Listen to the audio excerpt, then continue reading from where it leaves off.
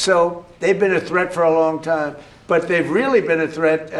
If I didn't terminate Obama's horrible deal that he made, the Iran nuclear deal, you would have had a nuclear war 4 years ago. You would have had nuclear holocaust, and you would have had it again if we didn't bomb the site. So when somebody is working with us that says they didn't think Iran was a threat, we don't want those people because, and there are some people, I guess I would say that, but they're not smart people or they're not savvy people. Iran was a tremendous threat. And virtually every NATO nation, and this is the thing, if they told me it wasn't a threat, and therefore they don't want to help, but when they say it was a threat, and it was a major threat, every one of them, I think every one of them, I don't know of one that said they're not a threat, but when they say it was a threat, but we're not going to help, I think they're very foolish. You know, it's interesting. It's interesting because I could say this, that what's happening in Ukraine, we're probably in there for $400 billion. We don't spend any money anymore. They buy it from us and they pay full price. But Biden gave them between $350 and $400 billion of equipment and cash. Someday they'll have to find out about the cash. And you could say that wasn't a threat, you know, we're helping them. So we helped them, and they didn't help us, and I think that's a very bad thing for NATO. Mr. President. Are there any repercussions for NATO, and are you still going to China? Well, yeah, on China, it's a little different story. We're resetting the meeting, and it looks like it'll take place in about 5 weeks. We're working with China. They were fine with it. We're going to say, I look forward to seeing President Xi. He looks forward to seeing me, I think. But I do look forward to seeing him. We have a good relationship with China. China actually has become economically for us very good, as you know. It's much different than it was in the past. And we have a very good working relationship with China. So we're making it in about 5 or 6 weeks. Mr. President. NATO for not supporting you on this. Any repercussions? Well, no, I just think that it's not good for a partnership when they say what you're doing is a great thing, but we're not going to help. You know, they say what you did is a great thing, but we're not going to help. Mr. President. In Iran, because the Iranian regime has told Sky News, if you put boots on the ground in Iran, it will be another Vietnam. Are you afraid of that? No, I'm not afraid of. I'm really not afraid of anything.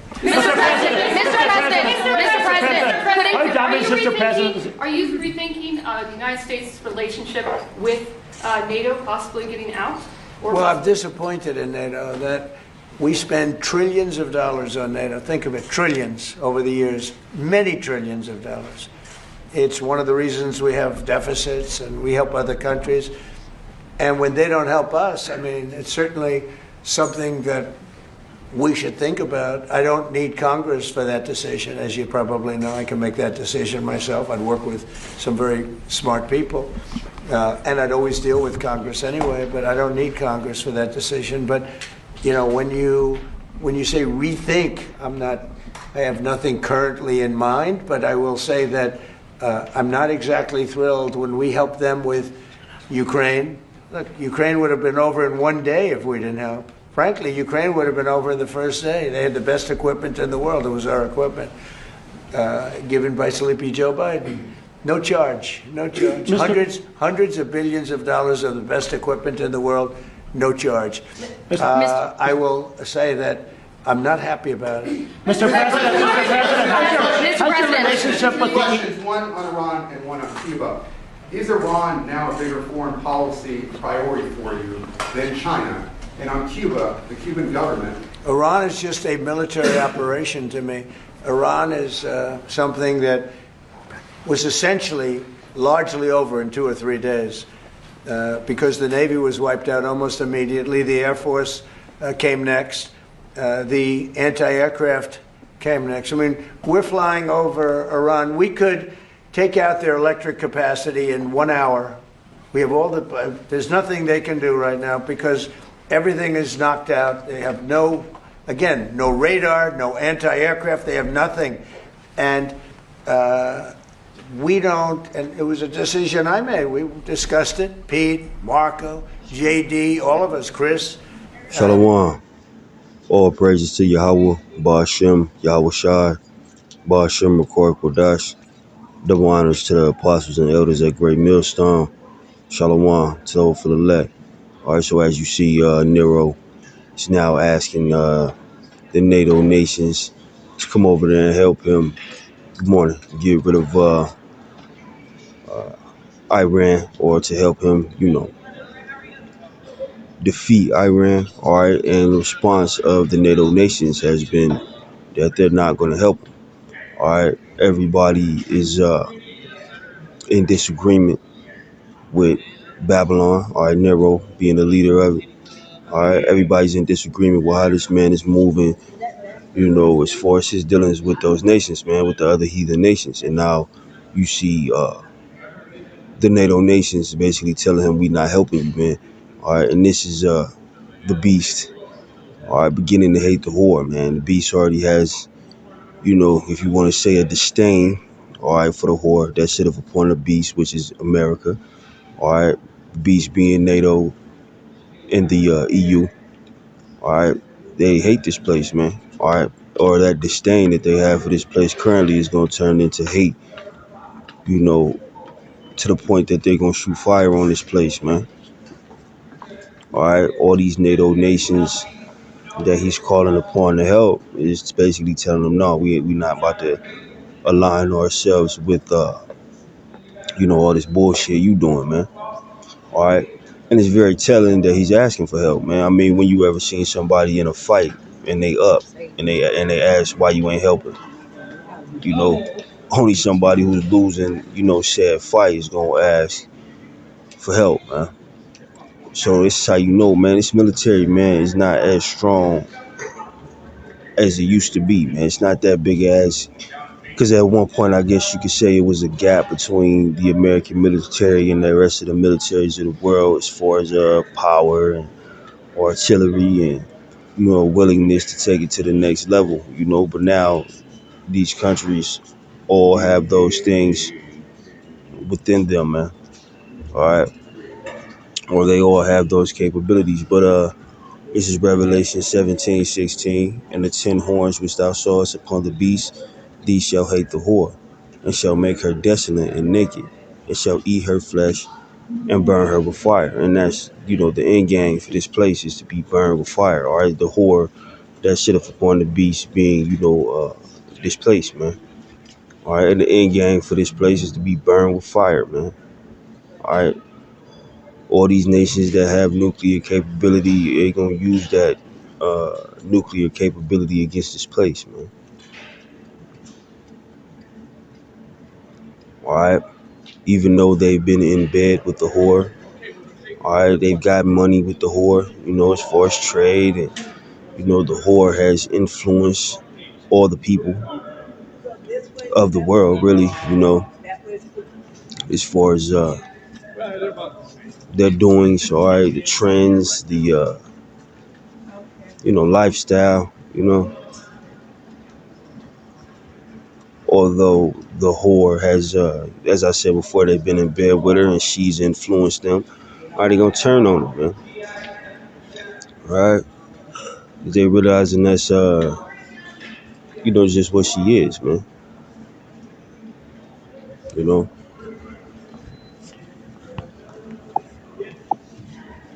Uh, Obadiah 1:7. All the men of thy confederacy have brought thee even to the border. The men that were at peace with thee have deceived thee and prevailed against thee. They that eat thy bread have laid a wound under thee. There is none understanding in them. All right, of course, to be confederate with somebody is to be in league with them or have some type of alliance with them. All right, so those who are in league with, those who have an alliance with America, those who are confederate with this place will eventually turn on them, man. You seeing it, man, because they all hate this dude Nero, man. It ain't a joke, man.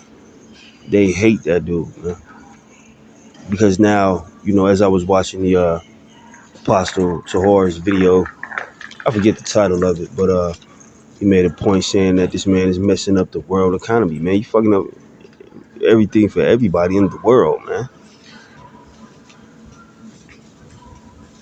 You know what I'm saying? In the whole world economy is being affected by this man's decisions, man. Because oil is if not the top, which I believe it is, but a top commodity that's traded amongst the nations.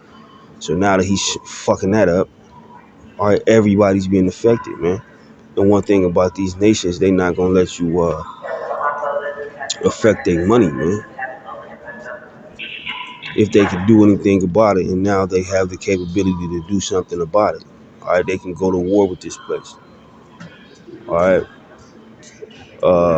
I'm gonna get that in the N.L.T. though. It says Obadiah 1:7, all your allies will turn against you. They will help to chase you from your land. They will promise you peace while plotting to deceive and destroy you. Your trusted friends will set traps for you and you won't even know about it. All right. So these nations is going to turn on this place, man. All right. The book of Obadiah being about Esau, man, who is in power right now. And, as it says, man, all right, all your allies, all right, those who are confederate with you, all right, will turn against you. All right. They will promise you peace while plotting to deceive and destroy you. All right.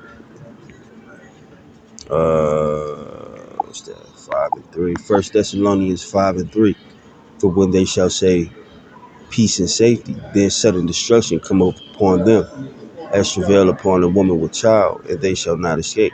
All right, because you see that a lot, man. Especially with Esau, fork tongue ass. You know, oh yeah, we trying to bring peace. How you bringing peace while simultaneously bombing motherfuckers, man? You know. So all this peace talk that you hear it's gonna come up short, man. All right. Just like in the N.L.T, Obadiah 1:7, it said they will promise you peace and safety while secretly plotting against you. All right. So when you see the nations talk this peace talk, whether it be Nero, he lying, and the other nations, even though they say, oh yeah, we trying to reach peace with Babylon, or they in these rooms or having these private conversations with each other, speaking on how to move on this place, man, how to get the drop on them, man. And that's going to be through the spirit and power of Yahweh Bashim Yahweh Shai, because he's taking away this man's blessing, all right, which is the sword, his military. All right, that's the blessing of the Edomites, and Yahweh Bashim Yahweh Shai is slowly but surely making that sword, which was once very sharp against Israel and the other nations, very dull, man. All right, you ain't got it like that no more, man. And Esau, without the blessing of the sword, is what?